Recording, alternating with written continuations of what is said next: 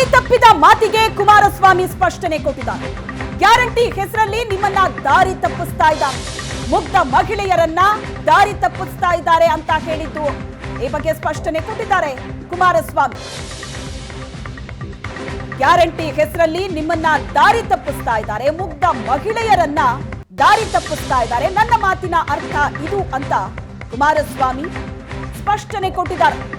ಮಹಿಳೆಯರ ಬಗ್ಗೆ ನಾನು ಕೇವಲವಾಗಿ ಮಾತಾಡೋದಿಲ್ಲ, ಮಹಿಳೆಯರಿಗೆ ಅವಮಾನ ಆಗೋ ರೀತಿ ಎಲ್ಲೂ ಹೇಳಲಿಲ್ಲ. ಕಷ್ಟ ಅಂತ ಬಂದಾಗ ತಾಯಂದಿರಿಗೆ ಆಶ್ರಯ ನೀಡಿದ್ದೀನಿ. ನನ್ನ ಹೇಳಿಕೆಯನ್ನ ಅರ್ಥ ಮಾಡಿಕೊಳ್ಳದೆ ಈ ರೀತಿ ಕೇಳ್ತಾ ಇದ್ದಾರೆ.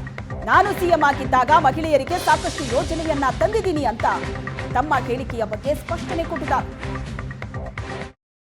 ನನ್ನ ಹೇಳಿಕೆ ಇದೆಯಲ್ಲ, ಕಾಂಗ್ರೆಸ್ನವ್ರಿಗೆ ಇದು ಬಿಟ್ಟು ಬೇರೆ ಏನಕ್ಕೆ ಅವ್ರಿಗೆ ಬೇರೆ ನಮ್ಮ ಬಗ್ಗೆ ಚರ್ಚೆ ಮಾಡಲಿಕ್ಕೆ ವಿಷಯ ಇಲ್ಲ. ನಾನು ನೆನ್ನೆ ಹೇಳಿರ್ತಕ್ಕಂಥದ್ದೇನು, ಈ ಗ್ಯಾರಂಟಿಗಳ ಹೆಸರಿನಲ್ಲಿ ನಿಮ್ಮಗಳನ್ನು ದಾರಿ ತಪ್ಪಿಸ್ತಾ ಇದ್ದಾರೆ ಅಂತಕ್ಕಂಥದ್ದು ಹೇಳಿದ್ದೇನೆ. ಹಳ್ಳಿಯ ಮುಗ್ಧ ಜನತೆಯನ್ನು, ಮುಗ್ಧ ಹೆಣ್ಣು ಮಕ್ಕಳನ್ನ ದಾರಿ ತಪ್ಪಿಸ್ತಾ ಇದ್ದಾರೆ ಅಂತ.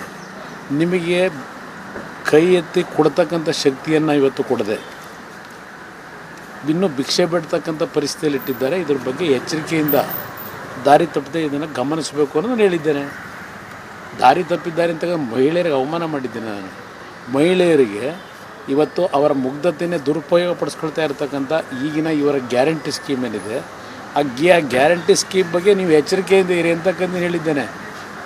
ನಾನು ಸಾರ್ವಜನಿಕ ಜೀವನದಲ್ಲಿ ಬರೋದಕ್ಕಿಂತ ಮುಂಚೆಯಿಂದ ಇವತ್ತು ಮಹಿಳೆಯರಿಗೆ ಕಷ್ಟ ಅಂತ ಬಂದಾಗ ಯಾವ ರೀತಿ ವೈಯಕ್ತಿಕವಾಗಿ ಅವರ ಒಂದು ಬದುಕಿಗೆ ಆರ್ಥಿಕ ನೆರವುಗಳನ್ನು ಕೊಟ್ಟಿರ್ತಕ್ಕಂಥದ್ದು ಇರ್ಬೋದು, ಆಶ್ರಯಾಗಿದ್ದೇನೆ. ಅದು ಕೋಟ್ಯಾಂತರ ಪ್ರಕರಣಗಳನ್ನು ನಾನು ಇಡಬಲ್ಲೆ.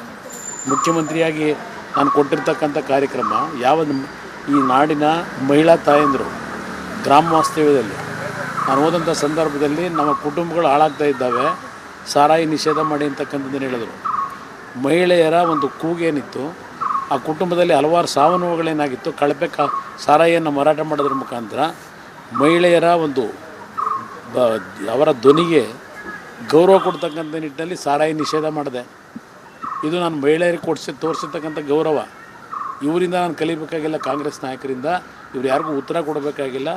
ನೆನ್ನೆ ನಾನು ಎಲ್ಲೂ ಮಹಿಳೆಯರಿಗೆ ಅವಮಾನ ಆಗ್ತಕ್ಕಂಥ ರೀತಿಯಲ್ಲಿ ಮಾತಾಡಿಲ್ಲ.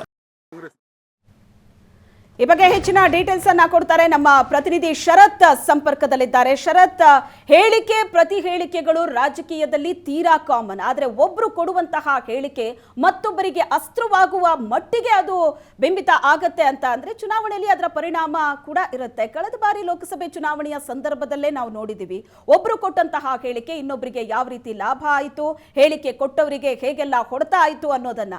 ಈಗ ಈ ಬಾರಿ ಕುಮಾರಸ್ವಾಮಿ ಕೊಟ್ಟಂತಹ ಈ ಹೇಳಿಕೆ ಕಾಂಗ್ರೆಸ್ಗೆ ಅಸ್ತ್ರವಾಗ್ತಾ ಇದೆ. ಹಾಗಾದ್ರೆ ಇದು ಹೇಳಿಕೆಯನ್ನ ಕೊಟ್ಟು ಕುಮಾರಸ್ವಾಮಿ ಪೇಚಿಗೆ ಸಿಕ್ಕಾಕೊಂಡ್ರ?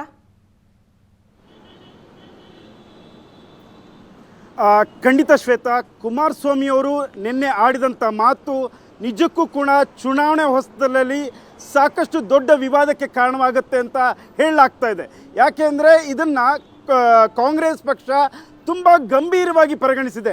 ಇವತ್ತು ನಿನ್ನೆ ಕುಮಾರಸ್ವಾಮಿಯವರು ಹೇಳಿಕೆ ಕೊಟ್ಟ ನಂತರ ಇವತ್ತು ಇಡೀ ದಿವಸ ಕಾಂಗ್ರೆಸ್ನ ವಿವಿಧ ಮುಖಂಡರುಗಳು, CM ಇರ್ಬೋದು, DCM ಇರ್ಬೋದು ಸೇರಿದಂತೆ ಸಚಿವ ಸಂಪುಟದ ಎಲ್ಲ ಸಚಿವರು ಕೂಡ ಕುಮಾರಸ್ವಾಮಿ ವಿರುದ್ಧ ಮುಗಿಬಿದ್ದಿದ್ದಾರೆ.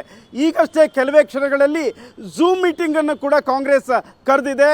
ಎಲ್ಲ ಸಚಿವರು, ಎಲ್ಲ ಶಾಸಕರು ಎಲ್ಲೂ ಕೂಡ ಆ ಝೂಮ್ ಮೀಟಿಂಗ್ನಲ್ಲಿ ಭಾಗಿಯಾಗ್ತಾರೆ. ಕುಮಾರಸ್ವಾಮಿ ಆಡಿದಂಥ ಮಹಿಳೆಯ ವಿರುದ್ಧವಾಗಿ ಹೇಳಿದ್ದಾರೆ ಅಂತ ಏನು ಆರೋಪವನ್ನು ಮಾಡ್ತಿದ್ದಾರೆ, ಅದರ ವಿರುದ್ಧವಾಗಿ ಶಾಸಕರಿಂದ ಅಭಿಪ್ರಾಯನ ಪಡೆದುಕೊಳ್ಳೋಕ್ಕೆ KPCC ಅಧ್ಯಕ್ಷ DK ಶಿವಕುಮಾರ್ ಮುಂದಾಗಿದ್ದಾರೆ. ಇದರ ವಿರುದ್ಧ ಹೋರಾಟ ಮಾಡಲಿಕ್ಕೂ ಕೂಡ ಚಿಂತನೆ ನಡೆಸಿದೆ. ನಾಳೆ ಬಹುತೇಕವಾಗಿ ಎಲ್ಲ ವಿಧಾನಸಭಾ ಕ್ಷೇತ್ರ ಮತ್ತು ಜಿಲ್ಲಾ ಕೇಂದ್ರಗಳಲ್ಲೂ ಕೂಡ ಕುಮಾರಸ್ವಾಮಿಯ ಹೇಳಿಕೆಯನ್ನು ಖಂಡಿಸಿ ಹೋರಾಟ ಮಾಡಲಿಕ್ಕೆ ಕಾಂಗ್ರೆಸ್ ಮುಂದಾಗಿದೆ. ಚುನಾವಣಾ ಹೊಸದಲ್ಲಿ ಕಾಂಗ್ರೆಸ್ಗೆ ಇದು ಕುಮಾರಸ್ವಾಮಿ ವಿರುದ್ಧ ಹೋರಾಡಲಿಕ್ಕೆ ಒಂದು ದೊಡ್ಡ ಅಸ್ತ್ರ ಸಿಕ್ಕಂಗಾಗಿದೆ. ಈ ಹಿಂದೆಯೂ ಕೂಡ ಭಾಳಷ್ಟು ಚುನಾವಣೆಗಳಲ್ಲಿ ಮಹಿಳಾ ವಿರುದ್ಧವಾದಂಥ ಹೇಳಿಕೆಯನ್ನು ನಾವು ನೋಡಿದ್ದೀವಿ. ಅಲ್ಲೂ ಕೂಡ ಚುನಾವಣಾ ಫಲಿತಾಂಶ ತದ್ವಿರುದ್ಧವಾಗಿ ಕೂಡ ಬಂದಿರುವಂಥ ಉದಾಹರಣೆಗಳಿವೆ. ಮಂಡ್ಯದಲ್ಲೇ ಕೂಡ ಸುಮಲತಾ ವಿರುದ್ಧ ಆಡಿದಂಥ ಮಾತು ಆ ಪಕ್ಷಕ್ಕೆ ದೊಡ್ಡ ಮುಳುವಾಗಿತ್ತು. ಇದೀಗ ಕುಮಾರಸ್ವಾಮಿ ಅವರು ಈಗ ಆಡಿರುವಂಥ ಮಾತಿಗೆ ದೊಡ್ಡ ಒಂದು ಶಿಕ್ಷೆ ಅನುಭವಿಸ್ತಾರ ಗೊತ್ತಿಲ್ಲ. ಈ ರೀತಿ ವ್ಯಾಖ್ಯಾನವನ್ನು ಸ್ವತಃ ಕಾಂಗ್ರೆಸ್ನ ಸಚಿವರುಗಳು ಮತ್ತು ಶಾಸಕರು ಕೂಡ ಹೇಳ್ತಾ ಇರುವಂಥದ್ದು. ಇದನ್ನು ನಾವು ಅಸ್ತ್ರವಾಗಿ ಬಳಸ್ಕೋತೀವಿ ಅಂತ ನೇರವಾಗಿ ಹೇಳ್ತಾ ಇದ್ದಾರೆ. ಮಹಿಳೆ ಪರವಾಗಿ ಮಾತನಾಡಬೇಕಾದ್ರೆ ನೋಡಿಕೊಂಡು ಮಾತನಾಡಬೇಕು. ಆದರೆ ಈ ರೀತಿ ಆದಾಗ ಅವರು ಮುಖ್ಯಮಂತ್ರಿ ಆದಂಥವರು, ಅವರ ತಂದೆ ಪ್ರಧಾನಮಂತ್ರಿ ಆಗಿದ್ದಂಥವ್ರು, ಇಂಥ ನಾಯಕರಾದಂಥವರೇ ಕೂಡ ಉದಾಸೀನತೆಯಲ್ಲಿ ಮಹಿಳಾ ಪರವಾಗಿ ಮಾತನಾಡ್ತಾರೆ ಅಂದರೆ ಏನು ಅರ್ಥ? ನಮ್ಮ ಗ್ಯಾರಂಟಿಗಳನ್ನು ವಿರೋಧಿಸೋ ನೆಪದಲ್ಲಿ ಮಹಿಳೆಯರನ್ನು ಕೂಡ ಅವರು ಅಪಮಾನ ಮಾಡಿದ್ದಾರೆ ಅಂತ ಆರೋಪಿಸ್ತಾ ಇದ್ದಾರೆ. ಈಗಾಗಲೇ ಸಾಕಷ್ಟು ಪ್ರತಿ ಹೇಳಿಕೆ ಕೂಡ ಬಂದಿದೆ. ಕುಮಾರಸ್ವಾಮಿ ಅವರು ಏನೋ ನಾನು ಆ ರೀತಿ ಹೇಳಿಲ್ಲ ಅಂತ ಸಮಜಾಯಿಷಿ ಕೊಟ್ಟರು ಕೂಡ ಇದನ್ನು ಕಾಂಗ್ರೆಸ್ ಈ ಚುನಾವಣೆಯಲ್ಲಿ ಪ್ರಮುಖ ಅಸ್ತ್ರವಾಗಿ ಬಳಸ್ಕೋತೀವಿ ಅಂತ ಅನ್ನಿಸ್ತಾ ಇದೆ. ಯಾಕೆಂದರೆ ಈಗಾಗಲೇ ಹೇಳಿದಂತೆ ನಾಳೆ ಎಲ್ಲ ಜಿಲ್ಲಾ ಕೇಂದ್ರಗಳಲ್ಲೂ ಕೂಡ ಪ್ರತಿಭಟನೆಗೆ ಕರೆ ಕೊಡುವಂಥ ಸಾಧ್ಯತೆ ಇದೆ. ಇನ್ನೂ ಒಂದು ಹೆಜ್ಜೆ ಮುಂದೋಗಿ ರಾಜ್ಯ ಮಹಿಳಾ ಆಯೋಗ ಕೂಡ ಸುಮೋಟೋ ಕೇಸ್ ಹಾಕ್ಕೊಂಡು ಈ ಹೇಳಿಕೆ ವಿರುದ್ಧವಾಗಿ ಕುಮಾರಸ್ವಾಮಿ ವಿರುದ್ಧ ಕೇಸ್ ದಾಖಲು ಮಾಡಿಕೊಳ್ಳಿಕ್ಕೂ ಕೂಡ ನಿರ್ಧಾರ ಮಾಡಿದೆ. ಈಗ ಚುನಾವಣಾ ಹೊಸ್ತಿಲಲ್ಲಿ ಈ ರೀತಿಯಾದಂಥ ಹೇಳಿಕೆಯನ್ನು ಎಲ್ಲೋ ಒಂದು ಕಡೆ ಕುಮಾರಸ್ವಾಮಿ ಅವರಿಗೆ ಮುಳುವಾಯ್ತಾ ಅನ್ನಿಸ್ತಾ ಇದೆ. ಏಕೆಂದರೆ ಈ ಚುನಾವಣೆ ಹೊಸ್ತಿಲಲ್ಲಿ ಒಂದು ಹೇಳಿಕೆಯನ್ನು ಕೊಟ್ಟರೆ ಸಾಕಷ್ಟು ಈ ಹೇಳಿಕೆ ದೊಡ್ಡ ಮಟ್ಟದ ವಿವಾದ ಆಗುತ್ತೆ ಅನಿಸ್ತಾ ಇದೆ. ಈಗ ಹೋಗ್ತಾ ಇರೋ ಬೆಳವಣಿಗೆ ನೋಡಿದರೆ ಕಾಂಗ್ರೆಸ್ ಇದನ್ನು ಇಲ್ಲಿಗೆ ಬಿಡೋದಿಲ್ಲ, ಕೇವಲ ಜಸ್ಟ್ ಹೋರಾಟ ಮಾಡೋದಿಲ್ಲ, ಇದನ್ನು ಚುನಾವಣಾ ಅಸ್ತ್ರವಾಗಿ ಬಳಸ್ಕೊಳ್ಳುವಂಥ ಎಲ್ಲ ಸಾಧ್ಯತೆ ಇದೆ. ಶ್ವೇತಾ. ಎಸ್, ಥ್ಯಾಂಕ್ ಯು ಶರತ್, ನಿಮ್ಮೆಲ್ಲ ಡೀಟೇಲ್ಸ್ಗೆ.